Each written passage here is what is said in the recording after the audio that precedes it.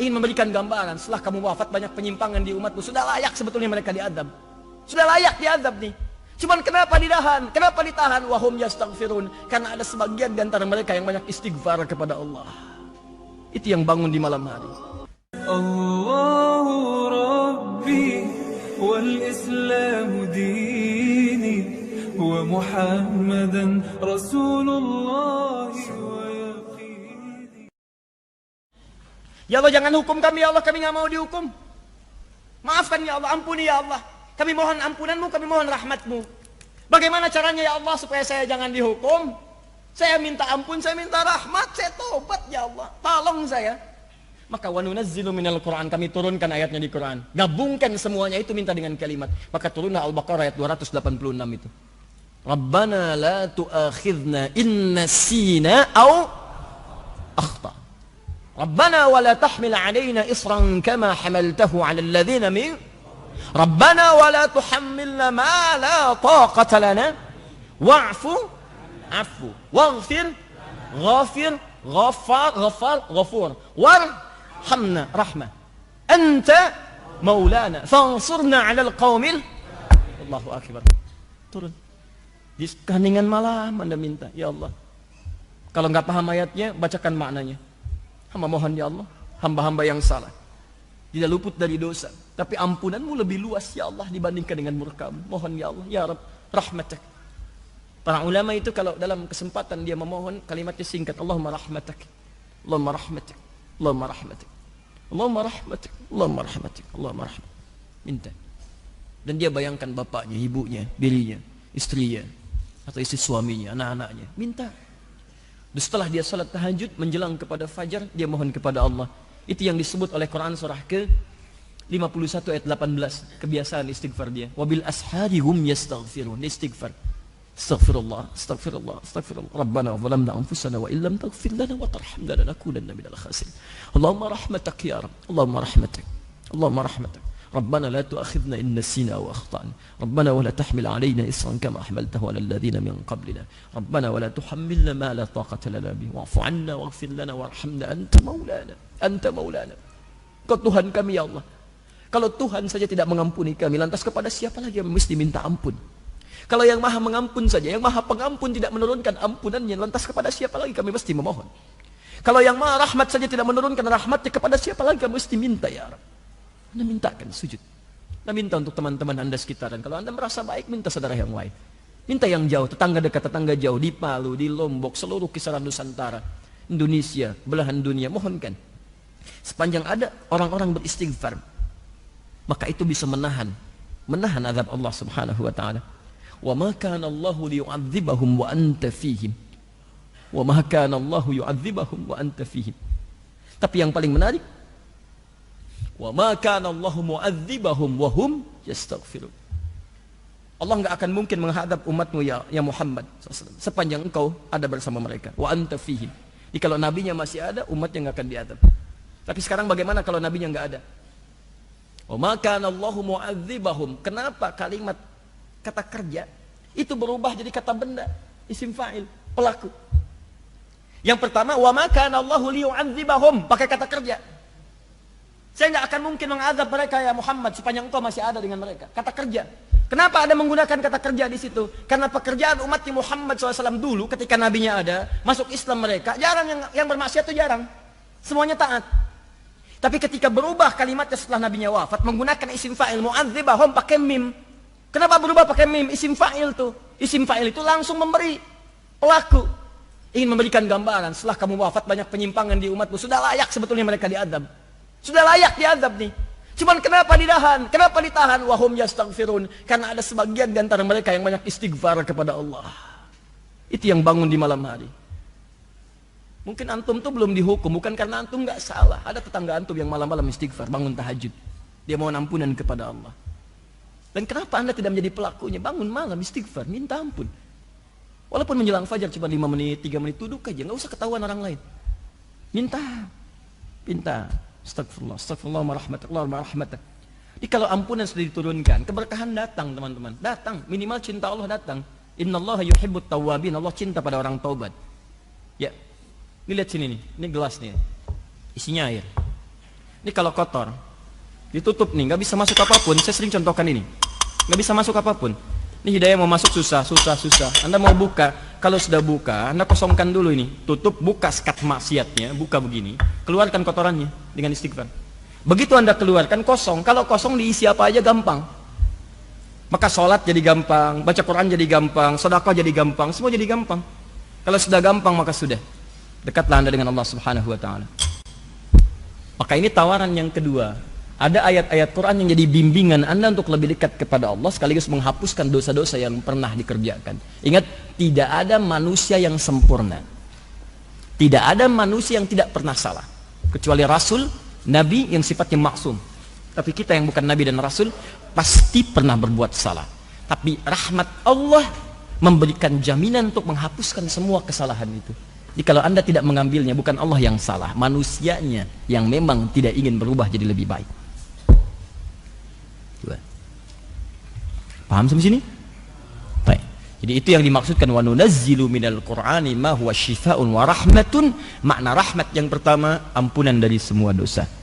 Maka saya ajak, yo bangun ya malam-malam. Biasanya suka ada yang nginap di sini tuh. Jumat baru pulang pagi. Nanti saya tugaskan imam barusan untuk mengimami malam ini.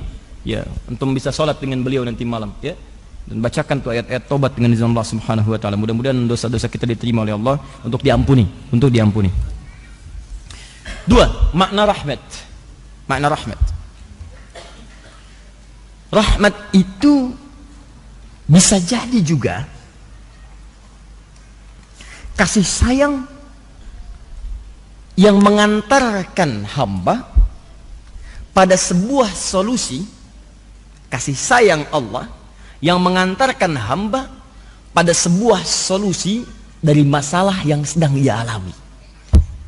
Masya Allah. Dari masalah yang sedang ia alami. Jadi kalau Allah ingin memberikan solusi, jalan keluar bagi seorang hamba untuk mengatasi persoalan yang sedang ia hadapi, itu sebelum diberikan solusi, rahmat dulu diturunkan. Rahmat. Awas.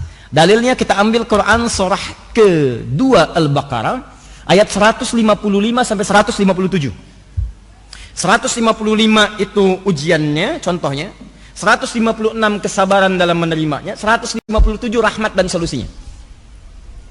Ya, kita ambil langsung ayatnya, kita bacakan. Paling kiri sebelah atas. Wala nabluwannakum bisyai'. Dan setiap kalian yang hidup pasti kami akan uji dengan berbagai macam ujian kehidupan. Jadi hukum kehidupan mengatakan setiap orang hidup pasti akan bersanding dengan ujian. Ujian ini sifatnya masalah.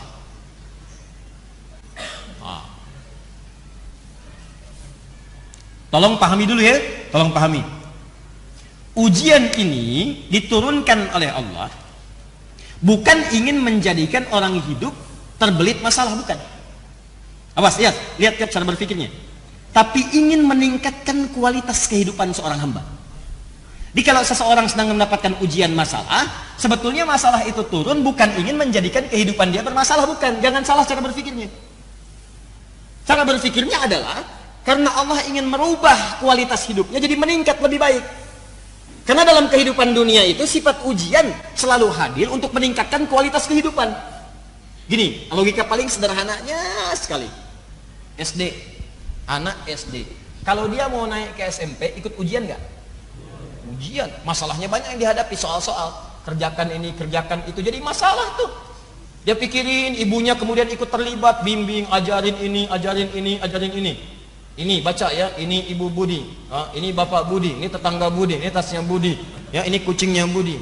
Dia tanya, kenapa semuanya punya Budi? Nah itulah orang Budi itu orang yang sangat kaya, punya semuanya, tapi kekayaannya tidak membuat dia jauh dari Allah Subhanahu Wa Taala. Mau seperti Budi? Mau mah, udah gitu.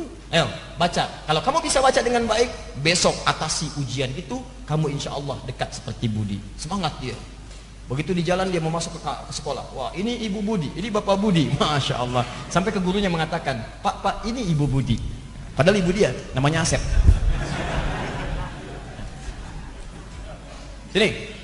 Nah, jadi anak SD itu diuji bukan untuk membuat dia bermasalah, Tapi supaya kualitas keilmuannya meningkat, mentalnya naik, bagus. Apa ukurannya? Ujian.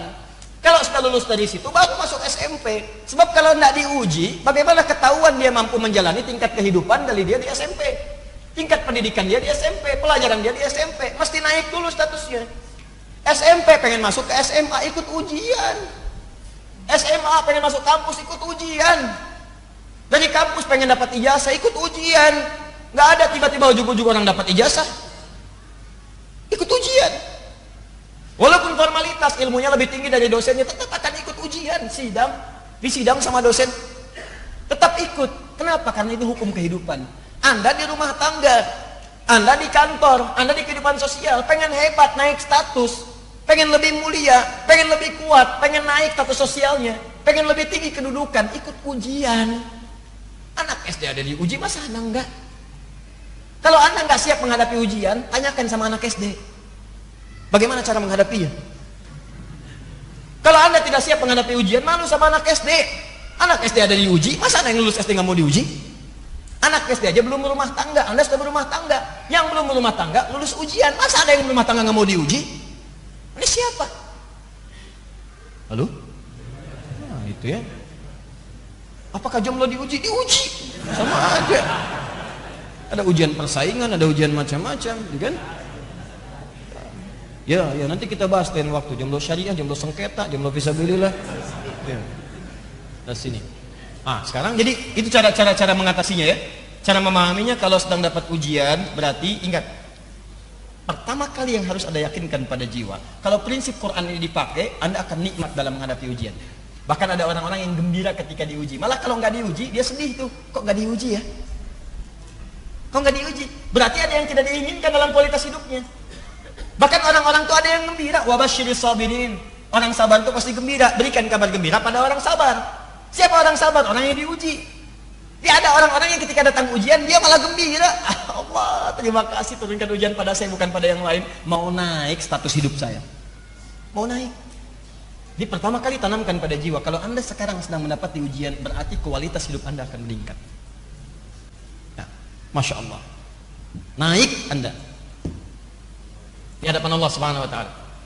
Yang kedua, pahami betul ya, pahami ini. Jadi kalau cara memandang kita seperti ini, kita akan lebih tenang dan lebih siap menghadapi berbagai ujian. Kedua, ingat baik-baik kalimat ini. Ini kalimat Quran.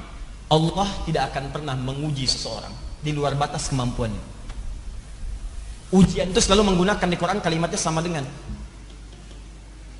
pertama sesuai dengan kemampuan. Di ujian itu berbanding lurus dengan kemampuan. Orang yang tidak mampu mengatasi ujian gak akan diuji. Demi Allah saya katakan, ada ujian yang diberikan kepada Anda, bukan pada saya. Itu Allah memandang Anda yang sanggup, saya nggak mampu. Saya mah apa tuh? Ya, Anda yang mampu, makanya nggak dititipkan kepada saya. Jadi Anda nggak usah mengeluh, Anda mestinya bangga. Karena kaidah mengatakan dalam Al-Quran ayatnya jelas, la yukallifullahu nafsan illa. Nggak akan pernah Allah menguji seseorang di luar batas kemampuannya. Jadi kalau Anda merasakan ujian berat sekali, ya Allah, kenapa mesti saya? Why me? Kata Allah, why not? Kenapa tidak? Kamu yang mampu, Adi Hidayat nggak mampu, makanya nggak saya titipkan ujian pada Adi Hidayat. Cuman kamu yang mampu. Di Anda dipercaya oleh Allah, kenapa Anda nggak yakin pada diri sendiri? Makanya ketika ada ujian seperti itu, tanamkan pada diri, alhamdulillah saya yang dipilih. Saya yang dipilih. Tidak orang lain. Pasti ada hikmah bagi saya. Alhamdulillah ya Allah, engkau percaya pada saya bukan yang lain, karena saya sanggup. Tapi jangan berlebihan. Bikin status. Memang cuma saya yang sanggup, yang lain tidak. Ceklik. Oh. Dan, jika sudah seperti itu hatinya enak. Enak, kan? Terakhir, ingat. Terakhir cara menyikapinya, ini saya belum ke rahmat nih. Di balik segala ujian, selalu ada solusi. Ingat itu. Inna ma'al usri, setiap ada persoalan sesulit apapun akan ada solusi, bahkan yang semudah, lebih mudah daripada senyuman. Yusra, ringan, gampang. Bahasa psikologinya sederhana. Kalau Anda sedang diuji, langsung katakan pada diri Anda, pasti selesai, pasti beres, nggak mungkin nggak selesai. Itu meringankan beban kita, teman. Begitu Anda sedang punya masalah, katakan pada diri Anda, pasti beres, pasti ada solusinya. Gak mungkin Allah sayang saya, kualitas saya meningkat, pasti selesai, pasti selesai. Kamu bisa dihidayat, kamu bisa, kamu bisa. Katakan pada diri Anda. Ini sebetulnya kalimat-kalimat Quran, cuma itu maknanya diadopsi, diterapkan di tempat-tempat lain. Bahkan yang nggak beriman pun mengambil kalimat itu. Silahkan cek, mereka katakan kamu bisa, saingi dia, kamu bisa. Dalam olahraga, kita bisa, kamu bisa, ini itu. Dan sebagainya. Orang Jepang tuh banyak mengatakan itu. Dalam permainan pun dia katakan itu. Itu ada benteng Takeshi itu. Wah, mau berlomba menaklukkan Takeshi. Wah, bikin ini benteng Takeshi. Kau bisa. Wah, Ustadz hafal. Pernah sekali lah lihat saya itu. Dia selalu menyesuaikan. Ada solusi. Dulu kan banyak. Nggak seperti sekarang tayangan-tayangan. Saya nggak tahu. Kalau dulu cuma sekilas lihat ya. Ada Setia Baja Hitam. Ya, Kota Rominami. Itu wah. Kan itu RX Bio, RX Robo kan begitu kan? RX Bio yang warna biru, RX Robo warna merah kan? Dan selalu menyesuaikan musuhnya. Solusinya ada. Kalau robot jadi Robo. Ya, pedang matahari, tendangan maut. Ya, ada semua tuh. Hafal saya. Melewat segitu. Ya, Son Goku, Son Gohan, Kamehameha, itu lawannya Piccolo, macam-macam. Disesuaikan. Rambut berubah jadi emas, macam-macam. Dulu ada Senseiya gitu kan. Nah, kemudian ada Yoga, ya, debu-debu intan, ada Pegasus, ada Andromeda temannya pakai rantai, ada Rika, ada Ryu, macam ada semua. Itu. Saya nggak nonton yang begituan, cuma lewat tuh ada, saya lihat tuh, oh, sesuai juga ya. Kalau dunia fiksi aja ada, kenapa di Al-Quran tidak ada? Iya. Halo? Nah, itulah dia. Pegasus dulu yang nolongin Athena. Athena itu siapa? Athena itu anaknya Zeus. Zeus menikah dengan Metis. Metis itu dia waktu mengandung ada apa namanya? Ada ramalan bahwa anak keduanya laki-laki akan menghancurkan kerajaannya Zeus seperti Zeus menghancurkan Kronos bapaknya. Kronos tuh, ya. Maka dia ketakutan, dia telanlah Metis saat dia mengandung. Begitu dia telan, keluarlah kemudian Athena. Athena keluar menggunakan topeng perang. Begitu dibuka saya Athena. Maka dia kemudian muncul jadi dewi yang sangat mahir dalam peperangan. Saya itu melawan musuh-musuhnya, ada Ares, ada macam-macam. Kemudian dia berteman dengan Poseidon, dengan anaknya dan seterusnya. Kemudian dapat ada semuanya lah itu. Ya, itu cuma fiksi. Tapi ada. Kenapa kita yang diberikan hal yang nyata nggak dipraktekkan? Itu poinnya. Ya, balik lagi ke sini. Ya, jadi kalau Anda sedang diuji, saya bisa. Terima dulu. Jenis ujiannya macam-macam. Minal khauf, khawatir, takut. Mulai merasa khawatir, besok bagaimana, pulang dari sini seperti apa, ada nggak kendaraan, ya kan? Kalau mutar kemana, tadi barusan ke sini, tiba-tiba ngelihat kren besar sekali, ada 50 ton kren di situ, wah khawatir nih, bisa nggak masuk, mau belok mau nggak? Ya, ini alhamdulillah nih kita sedang proses, seperti kami sampaikan, mudah-mudahan Allah percepat, nanti Desember kita selesaikan, kita resmikan bareng-bareng, dan kita wakafkan untuk kepentingan umat Islam. Ini proyek besar kita untuk menjadi pusat Al-Quran, insya Allah sedunia, insya Allah. Ya, insya Allah akan jadi pusat Quran. Kita akan turunkan inspirasi dari Indonesia dan kita akan buka nanti beberapa tempat-tempat cabang-cabang di seluruh wilayah Indonesia untuk kita bermohon kepada Allah, Muslim Indonesia menjadi ahli Quran. Kalau sudah jadi ahli Quran, semua akan terbantu mendapatkan barakahnya. Bangsa terbantu, saudara terbantu, kerabat terbantu, karena tidak pernah ada yang buruk dari Al-Quran. Semuanya akan baik-baik, dari ujung kepala sampai ujung kaki. Itu harapan kita. Insya Allah jadi yang terbaik dengan izin Allah Subhanahu Wa Taala. Nanti saya sampaikan di akhir, kita nanti akan launchingkan program-program ini pada catat tanggalnya 27 Oktober. Ya. Jadi kalau 28 Oktober Sumpah Pemuda, 27 Oktober Sumpah Ahli Al-Quran. Insya Allah. Bagi Anda yang terlibat nanti kami sampaikan undangannya. Di situ nanti akan dibagikan buku-buku yang mendekat kepada Al-Quran. Ada syekh-syekh ahli Al-Quran, ada tokoh-tokoh Al-Quran, dan kita akan berkumpul di satu tempat, berikan inspirasi pada dunia dengan izin Allah Subhanahu Wa Taala. Nanti kami berikan undangannya dengan izin Allah Subhanahu Wa Taala. Kembali dulu ke sini. Walanabluwannakum bisyai' minal khauf wal ju', lapar. Tuh, mulai lapar. Ya, dari sore di sini, lewat maghrib, duduk, kalau keluar takut ditempatin orang, gitu kan?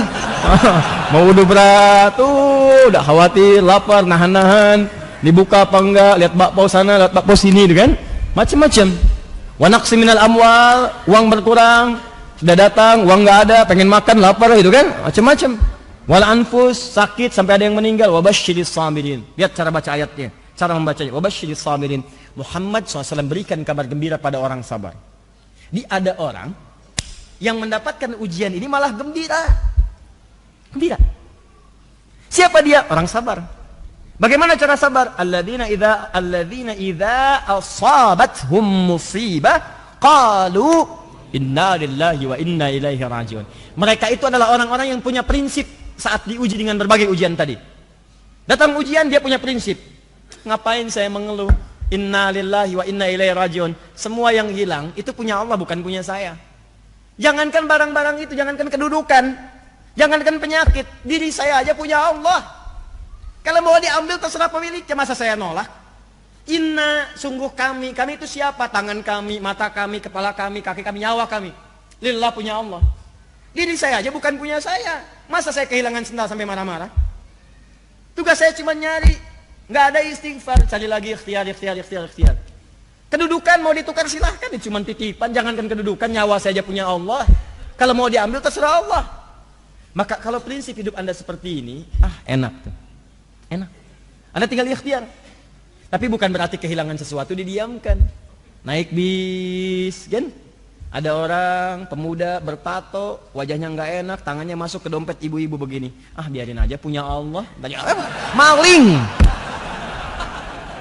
Katakan pencuri. Itu. Jadi ikhtiar, ambil solusi. Yang menarik begini, orang-orang yang saat diuji, di rumah tangga diuji, di kantor diuji, mungkin Allah berkehendak menaikkan status saya. Alhamdulillah ya Allah, ini kan darimu, pasti selesai. Nggak mungkin Allah engkau titipkan ujian kalau engkau nggak turunkan solusinya. Ya Allah, jangankan itu ya Allah, kedudukan, tangan saya pun punyamu. Kalau engkau ingin tukarkan dengan sahabat saya ridha ya Allah. Mungkin dia lebih baik dalam pandanganmu. Terima kasih engkau titipkan kedudukan kepada saya selama ini. Dan mohon terima amalan-amalan saya dalam menggunakan kedudukan itu ya Allah.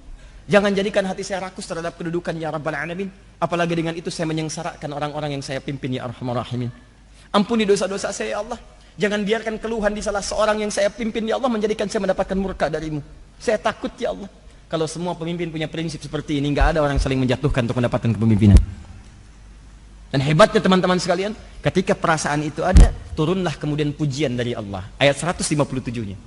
Ulaika ala salawatim min rabbihim. Orang-orang yang sabar saat diuji, menerima, dia berikhtiar, sabar menerima, terus berikhtiar mengatasi, tidak mengeluh. Dia berusaha, maka dipuji oleh Allah. Allah, Masya Allah. Kamu ini hamba luar biasa. Yang lain mengeluh, kamu bersabar. Yang lain cuma mengeluh, kamu cari solusi, kamu berikhtiar.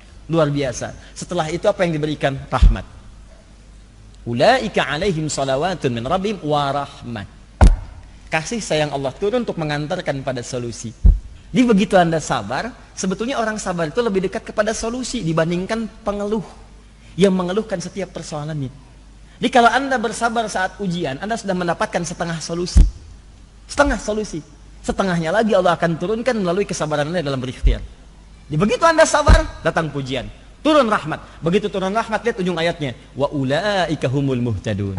Dan mereka itulah orang yang akan diberikan solusi, petunjuk untuk mengatasi persoalannya. Sederhana sebetulnya. Ya, cuman teorinya nggak mudah dipraktekkan, tidak mudah. Ya, kadang-kadang persoalan di rumah tangga selesai dengan senyuman. Tapi untuk senyum aja nggak mudah. Ya, nggak mudah kadang-kadang. Nah, itu butuh kesabaran. Datang persoalan di kantor yang dimarahin anak-anak. Dia udah gambar mau tunjukin kepada Anda karya dia itu selama 8 jam dia tungguin. Begitu Anda datang dia sambut di depan pintu. Papa, diam kamu. Hah? Kenapa Pak? Kamu lagi ikut-ikutan. Oh, yang salah siapa? Terus pintu dibanting. Cedah. Salah pintu apa? Kalau pintu bisa bicara, bukan bulan aja yang diharapkan bisa ngomong, kan? Pintu bisa-bisa dia akan berkata, salah siapa sampai dibanting begini? Salah kamu mau dibanting? Oh, nggak bisa juga begitu. Balik. Nah, kalau Masya Allah, kadang-kadang ibu juga menyambut begitu, Bu, cari lawannya Bu ya, Pak cari lawannya. Ingat, saya kasih solusi ya, sederhana. Kalau ada sesuatu hal yang tidak menyenangkan, cari lawan positifnya. Itu insya Allah cepat selesai. Cemberut lawannya apa? Senyum. Jadi kalau ada orang cemberut, antum senyum, gak usah marah. Isi cemberut misalnya kan, dicemberutkan datang. Assalamualaikum. Kayaknya kenal. Papa. Kenapa? Udah cerita beres. Dia cemberut. Antum lagi marah. Kenapa kamu? Emang kenapa? Oh, sudah. Udahlah. Tapi memang teorinya mudah, prakteknya itu tidak semudah yang dikatakan. Ustadz juga sama aja. Sama. Makanya jarang ada ustadz ceramah bawa istrinya, jarang sekali. Ini live ya. Kita selesaikan di rumah ya. Khair insyaallah. Paham? Nah, jadi sekarang apa ayat-ayat tentang rahmat itu? Kalau sedang punya masalah, kan? Nah, sambungkan lagi. Ayo, teori besarnya kan kerangkanya di Quran surah 17 ayat 82. Apa ayat-ayatnya untuk mendapatkan rahmat tuh? Kalau di rumah tangga ada masalah, bagaimana cara mendapatkan ayat rahmat? Kan kata Quran, wa nunazzilu minal Qur'ani ma huwa syifaa'un wa rahmatun. Di antara makna rahmat solusi dari masalah. Nah, kalau Anda sedang punya masalah, baca ayat Quran, pelajari, praktekkan dalam hidup. Apa ayatnya? Maka turunkanlah kemudian di Quran ayat-ayat rahmat terkait dengan solusi dalam kehidupan. Contoh, kalau di rumah tangga ayat rahmatnya apa? Turunkan Quran surah keempat misalnya, ayat 34 sampai 35. Kalau ada sengketa suami istri, bagaimana menyelesaikannya? Di situ ada. Dari mulai komunikasi, dari mulai saling berpisah dulu tempat tidur, dimulai saling memberikan pelajaran dulu, saling merenung, sampai minta pendapat kepada orang bijak. Ya, wa in khiftum shiqaqa bainihima fab'athu hakaman min ahli wa hakaman min ahliha, ya in yurida islaha yuwaffiqillahu bainahuma. Ada semua turunannya. Kalau anak-anak sedang punya masalah di sekolah, bagaimana caranya? Ya, sulit untuk paham, ya sulit untuk cepat menangkap pelajaran, apa ayatnya? Turunkan lagi. Kalau di kantor ada persoalan, antum diisengin orang, kadang-kadang misalnya kerja keras antum diserobot oleh orang lain, antum ikut tender, yang menang antum, tapi kok proyeknya dibawa orang, apa ayatnya? Ada. Ya, itu luar biasa. Turunkan ayat-ayatnya 1, 2, 3, 4, ada semuanya. Jadi kalau Anda turunkan itu, baca. Habis sholat berdoa. Kan habis sholat itu zikir kan? Zikir. Apa dalilnya? Quran surah keempat ayat 103. Fa'idha qadaitumus salata fadhkurullah. Jika Anda telah tuntas mengerjakan salat, berzikirlah kepada Allah. Apa di antara makna zikir? Banyak. Istighfar itu zikir. Hadis Muslim nomor hadis 591. Astagfirullah, astagfirullah, astagfirullah. Allahumma antas salam, minkas salam, tabarakta ya dzal jalali wal ikram. Tapi ingat, baca Quran pun zikir, karena Quran disebut dengan zikir. Quran surah 15 ayat ke-9. Inna nahnu nazzalna dzikra. Kami telah turunkan Al-Quran sebagai zikir. Menghafal Quran, mengulang bacaan-bacaan itu zikir. Zikir disebutkan di Quran surah ke-54 ayat 17, ayat 22, ayat 30, ayat 32, ayat ke-40. Zikir. Walaqad yassarnal Qur'ana lidzikri. Kami telah mudahkan Al-Quran sebagai zikir. Ini bukan bacaan biasa. Kenapa setelah Anda selesai salat tidak baca ayat-ayat itu? Jadi kalau itu dibacakan tuntas, Anda di kantor nih, jeda zuhur. Zuhur jeda tuh. Sebelum zuhur punya masalah. Begitu selesai salat, bacakan ayat-ayat Qur'annya, minta sama Allah. Ya Allah, Engkau yang berjanji memudahkan. Engkau yang katakan dalam firman-Mu, ya Allah, yuridullahu bikumul yusra wa la yuridu bikumul usra. Engkau menginginkan kemudahan bukan kesulitan. Engkau yang menjadikan solusi ya Allah dalam setiap kehidupan. Engkau yang katakan inna ma'al usri yusra, inna ma'al usri yusra. Ya Allah, Engkau katakan setelah pekerjaan selesai, lapangkan ya Allah, siapkan dan siapkan untuk selanjutnya. Fa idza faraghta fansab wa ila rabbika farghab. Ya Allah, Engkau yang katakan kepada Rabb kamu bertawakal. Saya sekarang bertawakal ya Rabb. Saya telah berikhtiar, saya telah berusaha, saya telah mengatakan menyampaikan apa yang telah Engkau katakan. Saya telah menjalankan apa yang telah Engkau firmankan. Sekarang saya memohon apa yang telah Engkau janjikan.